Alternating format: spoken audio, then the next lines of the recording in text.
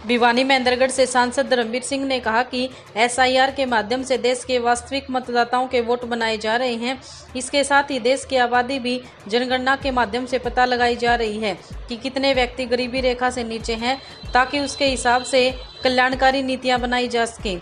यह बात उन्होंने भिवानी में विकसित भारत सम्मेलन के तहत जन कल्याण शिविर का अवलोकन करने के बाद पत्रकारों से बातचीत करते हुए कही।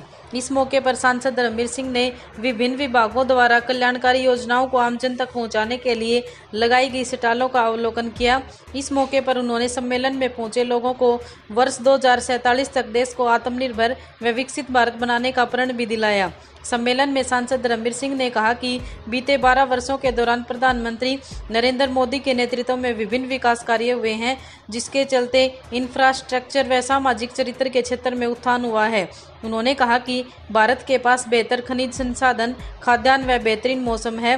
प्रधानमंत्री नरेंद्र मोदी ने इसका लाभ उठाते हुए देश को विकास की तरफ लेकर गए हैं। उन्होंने कहा कि बगैर टैक्स लगाए प्रधानमंत्री ने 4 गुना तक बजट देश को बढ़ाया है। निर्माण हो, इंफ्रास्ट्रक्चर का हो, हर सेक्टर को फायदा मिले, ताकि हम भी उन देशों से आगे निकल जाएं। हमारे देश में किसी चीज़ की, खनिज पदार्थ की, खाद्यान्न पदार्थ की, मौसम की कमी नहीं है। कमी है तो केवल कॉन्फिडेंस की है। वो हमारे को प्रधानमंत्री जी ने सिखा दिया। अब वेलफेयर की स्कीम देखोगे, एक भी तो वर्ग ऐसा नहीं जिसको डायरेक्ट इनडायरेक्ट फायदा ना दिया हो।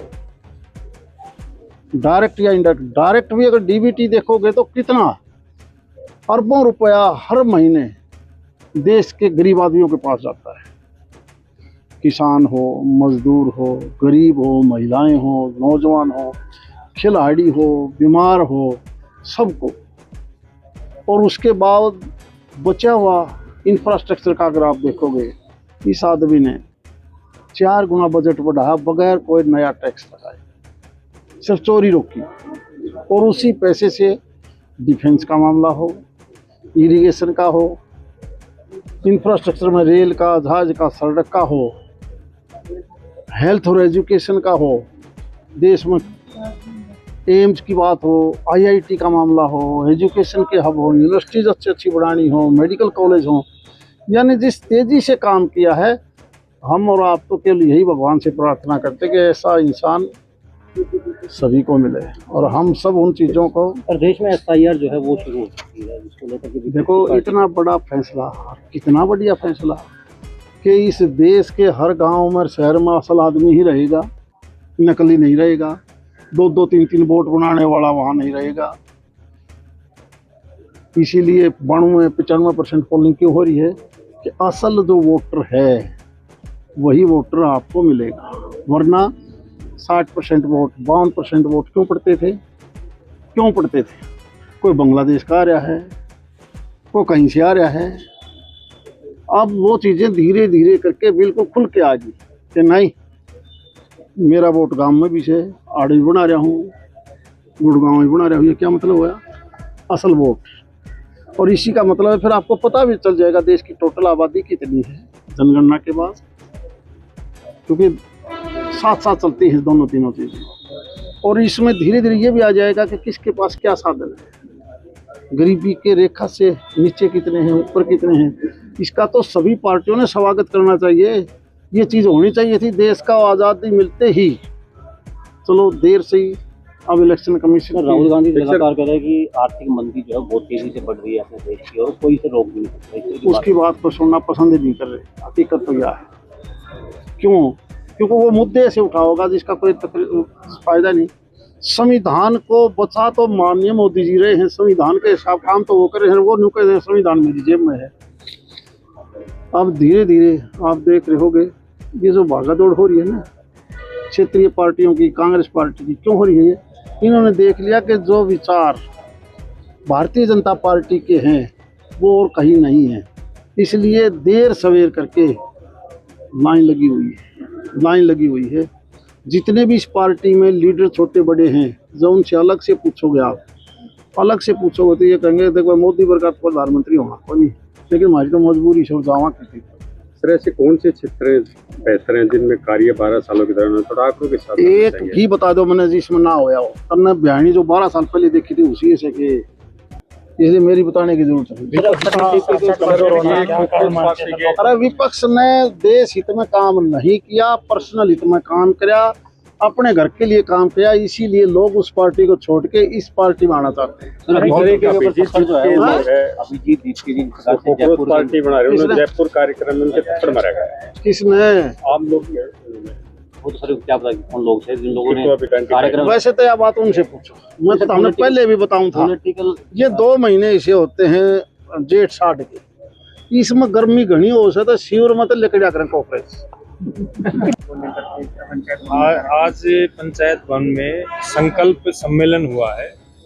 मोदी जी की जो सोच है कि 2047 के अंदर हमारा देश विकसित होना चाहिए, उसके लिए यहाँ पर मौजूद सभी साथियों ने, युवाओं ने खासकर संकल्प लिया है कि 2047 के विकसित भारत की कल्पना में हम लोग सब लोग सहयोग करेंगे।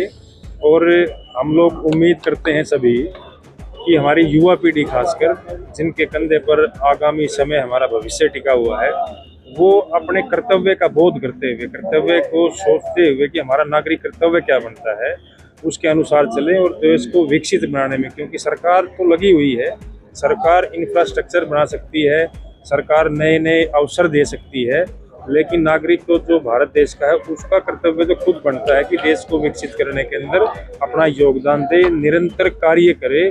परिवार के अंदर एक आदमी न कमाए, सभी लोग काम करते रहें, ताकि देश की, उस परिवार की अर्निंग बढ़ेगी तो वो पूरा परिवार समृद्ध होगा और तभी ये देश समृद्ध हो सकता है।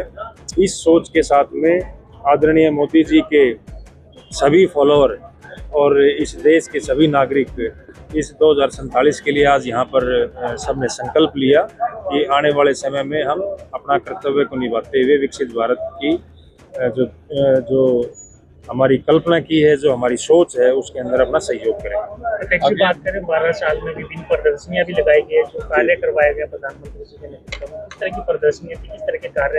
ये सभी जो डिपार्टमेंट्स हैं उनके अंदर जो भी काम योजनाएं हैं उनकी प्रदर्शनियां भी हैं, और साथ में यहाँ पर शिविर का भी आयोजन किया गया। किसी की कोई समस्या है या कोई सहयोग चाहिए किसी को, या किसी को योजना का पता नहीं है, तो उसके लिए भी यहाँ पर जैसे रोजगार मेला का भी आयोजन किया गया, जिसके अंदर लगभग 450 पोस्ट ऐसी हैं कि जिनके लिए यहाँ पर आवेदन मांगे गए, जिन लोगों ने यहाँ पर रोजगार कार्यालय के माध्यम से, और वो लोग यहाँ पर आए भी हैं, उनकी यहाँ पर स्कूटिंग चलने लग रही है अभी। तो ऐसे में हम अवसर देने लग रहे हैं कि हमारी सरकार आप लोगों के साथ और समक्ष खड़ी है और आपके साथ और सहयोग के लिए तैयार है।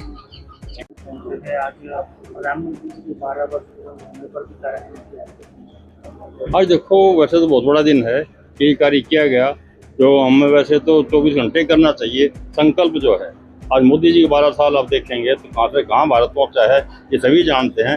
फिर मैं थोड़ी सी बात बताना चाहूँगा। जनधन का कितने लोगों को फायदा होता है। जब बैंक में खाता खोलना इतना मुश्किल था, 2 आदमी ले जाने पड़ते थे आइडेंटिफाई, तो बैंक में खाता खोलता था। जीरो खाता खोलना, हम भी सोचते थे क्या होगा। जीरो खाता खोलने से 40,000 करोड़ रुपए तो गरीब आदमी ने साथ जमा करवाए, और उसके बाद में हजार मजदूर चे मध्य प्रदेश का जी कहीं का है, सुबह कमाओ शाम को अपने घर पैसे भेज दो, घर चले जाते हैं सीधे की सीधे। राजीव गांधी कहते थे 100 रुपये में से 100 रुपये में 15 पैसे पहुँचते थे और बाकी पहुँचते नहीं थे। अब सारे के सारे पैसे अगले जेब में पहुँचते हैं, कितना बड़ा फायदा है। ODF कितनी सफाई का माहौल चलाया, हर जगह सफाई करने लगे। आज हमारे गाड़ी में बैठ कर केले खा रहे हैं, ये सोचते हैं सारे हाथ में ले लो और छिलके से पॉलिथीन में डालना है, ये बहुत बड़ी बात है।